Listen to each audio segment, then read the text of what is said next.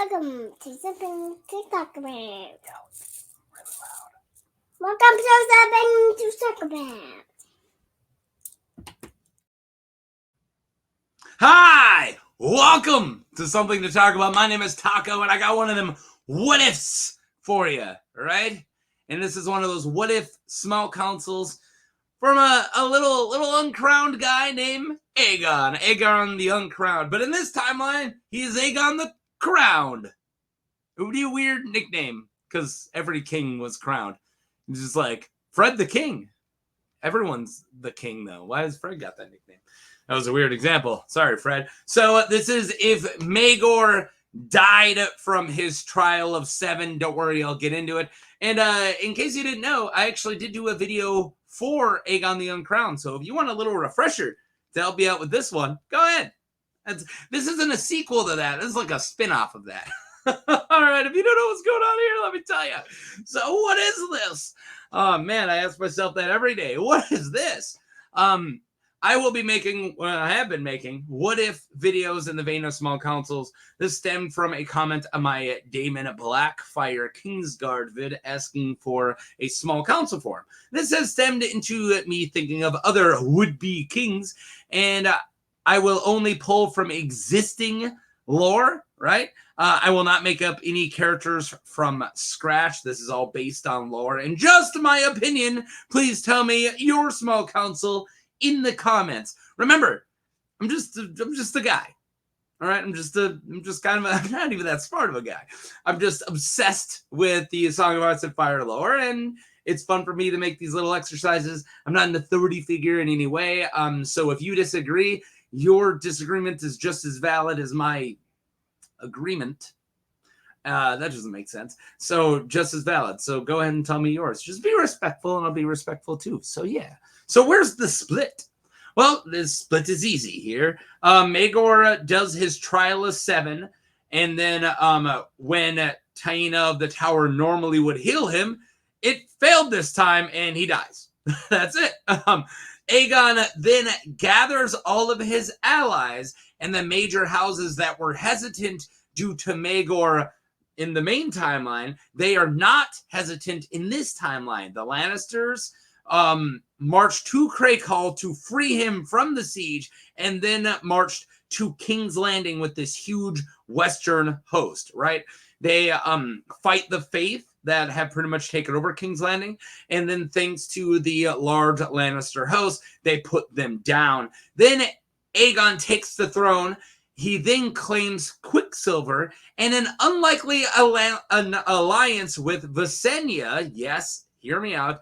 A large host and 3 dragons, including his wife's Rhaena's Dreamfire, then march to Old Town, and the Faith then surrender after tough negotiations. And then he takes the Iron Throne along with his wife and Queen Rhaena. Yeah, his wife, Queen Rhaena. And then his, I guess, aunt? No. Great aunt? Visenya? Yeah, let's go with that. It would be great aunt. Okay, so I know you're already like, wait, Visenya? Yeah, don't worry. I'm going to get to that, right? So let's talk about our king, Aegon the II Targaryen. So, yeah. The alliance with Visenya might be a surprise, but remember, she hated Aenys because he was weak and Aegon is not. So when the Faith, when the High Septim, who I also have done a video about recently, so if you want a little bit more on the Faith Militant High Septim, I literally just did a video for him and then Aegon the Unworthy. So, or not unworthy, Uncrowned. There's too many Aegon the Uns. Uncrowned. So if you do want a little refresher, go check that out. But she wanted Aenys to fly to the Faith and use his dragon, and Aegon wouldn't dismiss that advice. It's good advice. War crimes is never good, but you have a dragon, and that's how Aegon, the Conqueror, took the 7 kingdoms. Right, was like things like Harrenhal, the Field of Fire, threatening at least. Like that's even something that old and young King Jaehaerys, same guy, learned, that you at least use your dragon. And that doesn't always mean burning your enemies, but sometimes it's just reminding them you got a dragon. Like Bout, dragon, bow. And Aenys didn't do that. Aenys thought it was his crown, it was his right. And then when everyone started rebelling around him because he was a weak king, he's like, why are they all rebelling? And he just didn't get it. Aenys was an awful king. But Aegon isn't. This Aegon is not an awful king. I don't think he is. I might be in a small minority, but I really don't. I don't think he would have been a bad king. And I think he'd be a really strong king. And that's what I'm going to talk about here. I think a lot of there's a lot of propaganda that he was weak like his dad because Maegor spread that propaganda because Maegor won, right? So anyways, let's continue talking about things here. I just wanted to explain why I think Visenya, he didn't kill Maegor, right? Maegor took on the Faith of the Seven and then died. So then if he comes, he's the only chance now, well, one of the only chances he has brothers, of the Targaryen line, and he's the best chance. I think Visenya would know that. And yeah, would at least back him up with Vhagar, which is a big help, right? Okay, so yeah. So anyways, I just wanted to explain all that. He has very strong allies that were afraid to act against Maegor and Valerion in this time, but that is no longer the case.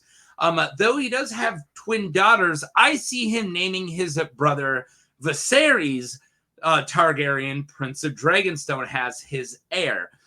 He would be about 14 at this time, though there is still a very good chance of him fathering a male heir. So yes, he would still try to father a male heir with his wife, Queen Rhaena, right? Aegon would be fast in finding betrothals for his siblings. Viserys, Jaehaerys, the one I just talked about, and Alysanne outside of the family to keep the alliance with the Faith. Yeah, so if he flies down there with 3 dragons and then gets the Faith to essentially give up, right? And maybe the same thing's going to happen where the Faith militant High Septum dies right as they're on their way, just like what happened in the main timeline. I do think that's possible. I do think that however he died, he did die, but we don't know if he was assassinated, although he probably was. I think that would happen in the same case. Last time there was 2 dragons on their way, and he just up and died. This time it's 3 dragons, yes. One of them is not Balerion, but one of them is Vhagar still, and then Dreamfire and Quicksilver. I think that whatever happened in that timeline will probably happen in this one. But the point I'm trying to make is now the alliance with the Faith is kind of shaky, and as well as Jaehaerys' parents in his mom and Hand of the King in the main timeline's like, hey, don't marry Alysanne. I think Aegon would be telling his younger brother Jaehaerys, don't marry Alysanne. We need to not do any incest for at least a generation until things cool down. Oh, Targaryens. But you know what? I do still see Jerry sneaking up and marrying Alysanne. But that's down the road. We don't need to talk about that. That has nothing to do with the small council. But I do think that he would still end up marrying Alysanne and piss everybody off. I do see that happening. But he's not king. Aegon is. And yeah, let's talk about a small council, because that's what I'm doing here. This is already 8 minutes in. So his Hand of the King is Lyman Lannister, the double L. In the main timeline, Lyman offered protection for from Maegor to Aegon and Rhaena, but still wouldn't march on Maegor, right? So he let them stay at Casterly Rock. He eventually helped lift their little siege in Crakehall, and then they hit at Casterly Rock, and that's actually where his daughters were born. So that would have happened after in this timeline. So he would have just went and freed them, helped them take the crown, and then his daughters would be born at Casterly Rock at King's Landing this time. But yeah, he was hesitant. And even when he did end up marching, when Aegon did end up marching after he got his dragons in the fight beneath the God's Eye, which I will be talking about this a lot, the battle beneath the God's Eye, Lyman didn't put his real force into it because he was afraid of Maegor. Maegor died in this timeline, right? So he totally can put all of his force behind him, and he did. So, yeah, when Aegon gathered his forces in Maidenpool before the Battle of the God's Eye, Lyman held his men back. But in this timeline, it's different. And he is the main supporter, or was the main supporter, And thanks to the army he gathered, Aegon took down the faith and got the throne. He is a clear favorite to be his hand. I know he has a bastard son named Tyler Hill, or we know that he has a bastard son named Tyler Hill, and we know that he had other sons, just not their ages or names. But depending on how old, I see him trying to marry one of his sons, his main heir, to one of Aegon's twins. And I do see kind of that Otto Hightower situation going on. Like, hey, I'll be your hand. Can we get a marriage pact here?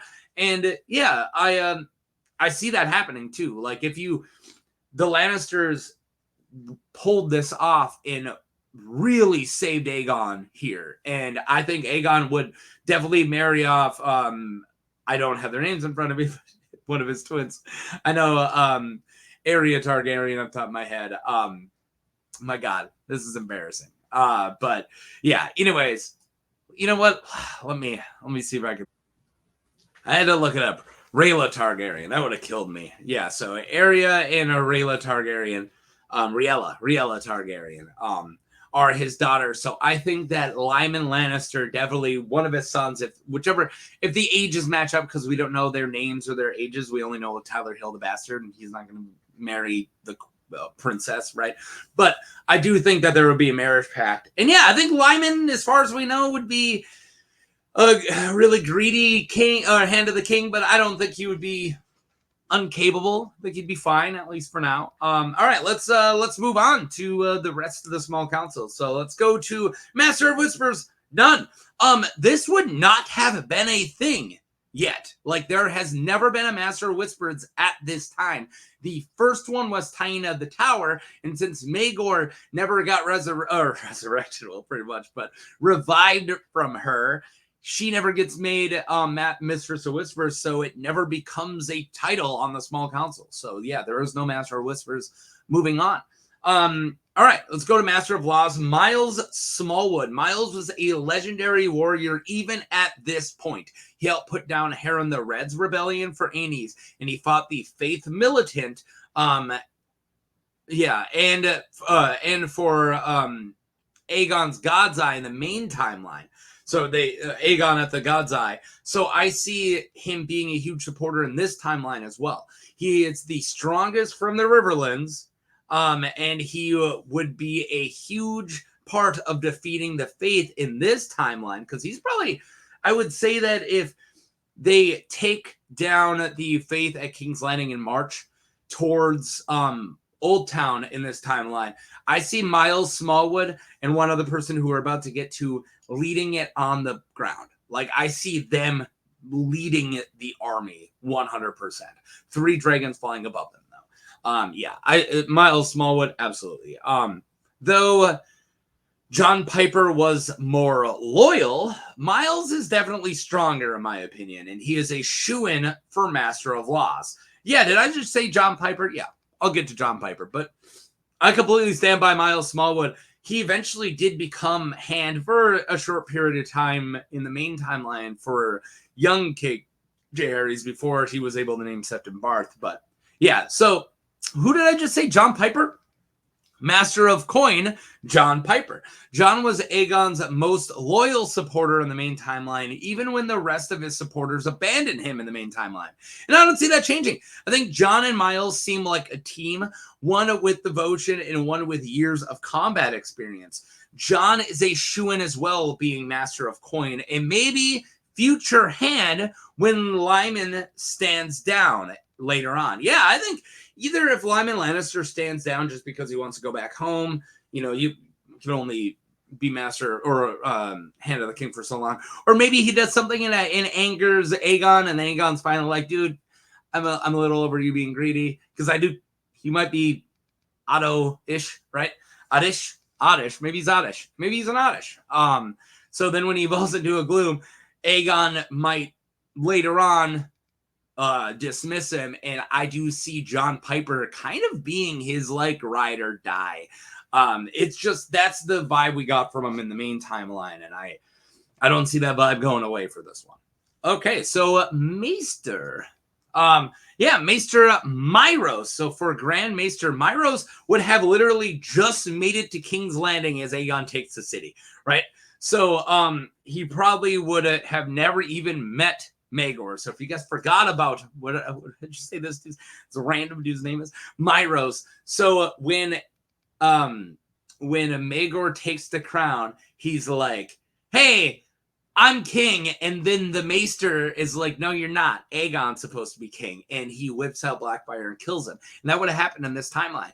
And then he does a trial of 7, wakes up from tying in the towers, so on and so forth, and then Myros shows up as his second Maester.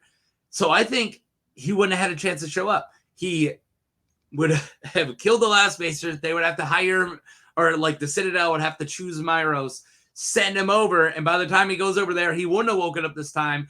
And he probably, Aegon would be taking the city at the same time. He's like, hey, I'm your Grand Maester. Sup? Yeah. So he would have a much better chance. He would slide right into the role as Grand Maester. We know very little about him, except for the fact that he protested Maegor for marrying Taena, and that his true wife was in Old Town. So this hints at his loyalty is in Old Town, and he might be an issue going forward, but we shall see. Yeah, his whole true wife is in Old Town because Maegor was married to a High Tower at one point. Yes, there's a lot of theories that the High Towers control the Maesters and the Faith, and there's some truth to that. I'm not full tinfoil, but I also will not look away from how likely that seems in certain scenarios. So yeah, I do think that him going like, that's your true wife, is a little high towery, right? So that might come up later, and he might, I don't think Aegon's gonna just like Maegor did, but I think he might get dismissed if it's noticed that he's a little biased towards the Reach and the Faith. And yeah, anyways, that's all. Master of Ships. Let's go with Mark Farman. Heck yeah. In the normal timeline, his unnamed dad fights for Aegon in the Battle of the God's Eye and dies along with Mark's older brother. But since that doesn't happen in this timeline, I see Mark becoming close with Aegon. And since he doesn't have Fair Castle to run, because in the main timeline, he has to be at Fair Castle because he becomes Lord of Fair Castle, but he's not Lord of Fair Castle. So he's free to come to court with his daughter, Alyssa, can hit it off with Queen Rhaena like in the real timeline. Yeah, I think if Mark Farman gets named Master of Ships, which makes a lot of sense, and I'll get to why, but he gets to bring his daughter, Alyssa Farman, who becomes Rhaena's most likely lover, but also closest companion until Alyssa Farman does some stuff, right? If you don't know, you don't know. Get in the know. But yeah, so I want to keep their friendship alive even in this timeline too, but not just because I want Alyssa Farman to hang out with Dreamfire Rhaena, but I also love the idea of a Farman being Master of Ships, right? Because I like breaking the Valerian and red wine streaks pattern, if you will. So yeah, Mark always seemed like a good guy and very friendly, and he would make a good Master of Ships. And despite the fact that he might be a kiss ass a tad, he's a bit of a lick spittle.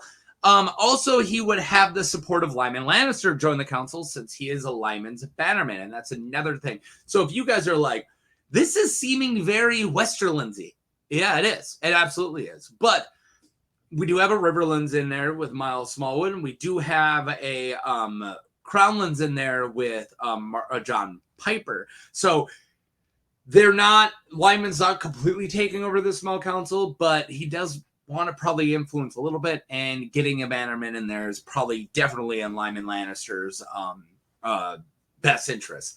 And so is this. Now, when it comes to Lord Commander of the Kingsguard, I don't have a pick. I have 2 picks, and you guys can kind of decide which one, because I'm not really sure. And I know that's a bit of a cop-out, but hear me out. Okay, so Lord Commander Tyler Hill or Denys Snow. So we already discussed Lyman's bastard son, who in the main timeline was like the stand-in for his dad in supporting Aegon. Tyler Hill supported Aegon. That way Lyman can say, oh, I didn't do it, but he is, right? He's got his son doing it down there, right? But who's Denys Snow? He was the bastard of Barrowtown and one of the principal supporters from the north. He led troops from House Dustin in the main timeline and in both timelines. I don't see him not leading troops from House Dustin in this one. Now, I don't know which one would be Lord Commander despite Denny's northern heritage. I think it would be awesome for him to be the first Kingsguard not to be a knight. Like if it's Denny Snow, that would be pretty cool, right? And maybe when they try to knight him, he doesn't want to be knighted. That would be pretty sick. Okay. Where was I? Now, where was I? Aegon would have to fill most or all of the Kingsguard, but like Jerry had to, other slots would would be for why did I write this? So other slots would be Sam Good of Sour Hill, and also one of Miles Smallwood's men, and I also see Lawrence Roxton, and maybe even Joffrey Doggett joining like in the main timeline. So I'm not sure what his Kingsguard would look like coming in because when King Jaehaerys took over after Maegor, he pretty much got rid of all the Kingsguard and had to build it from scratch. And they didn't really have a chance to like settle in and get all messed up. But I'm just going to say that kind of happens here, at least for the most part. Because I do like the Aegon building it from scratch. And I know that was really jumbled, so let me explain.